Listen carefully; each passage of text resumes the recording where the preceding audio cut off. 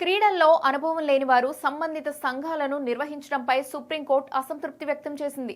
Bat ఎలా పట్టుకోవాలో తెలియని వారి కంటే మాజీ ఆటగాళ్లే క్రికెట్ సంఘాలకు నాయకత్వం వహించాలని పేర్కొంది. మహారాష్ట్ర క్రికెట్ అసోసియేషన్ ఎన్నికలపై బాంబే హైకోర్టు ఇచ్చిన స్టే ఉత్తర్వులను ఎత్తివేయడానికి CJI justice Surya Kant, justice Joymalya Bagchi, justice Vipul పంచోలీలతో కూడిన ధర్మాసనం నిరాకరించింది. వాస్తవానికి ఏడాది జనవరి 6న ఎంసీఏ ఎన్నికలు జరగాల్సి ఉంది.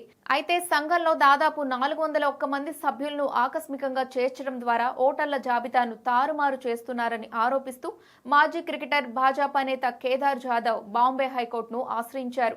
కొత్తగా నియమితులైన వారిలో చాలా మంది NCP, SP, MLA Rohit Pawar కు సమీప బంధువులు, వ్యాపార భాగస్వాములే ఉన్నారని పిటిషన్లో పేర్కొన్నారు. దీంతో బాంబే హైకోర్టు ఈ ఎన్నికలపై స్టే విధించింది.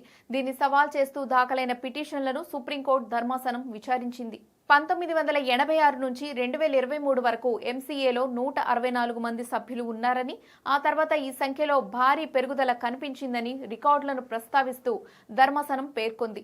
2023 నుంచి బంపర్ డ్రా ఏమైనా తీశారా అని పిటిషనర్లను సీజేఐ జస్టిస్ సూర్యకాంత్ ప్రశ్నించారు. ఒకవేళ అసోసియేషన్ తన మెంబర్షిప్ ను విస్తరించాలనుకుంటే ఆ స్థానాలను మాజీ అంతర్జాతీయ ఆటగాళ్లకు కేటాయించి ఉండాల్సిందన్నారు. మన దేశంలో అద్భుతమైన క్రికెటర్లు ఉన్నారు.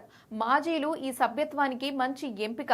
కానీ ఆట గురించి ఏమాత్రం తెలియని వారిని, కనీసం బ్యాట్ ఎలా పట్టుకోవాలో అవగాహన లేని వారిని సంఘాల్లోకి తీసుకొస్తున్నారు.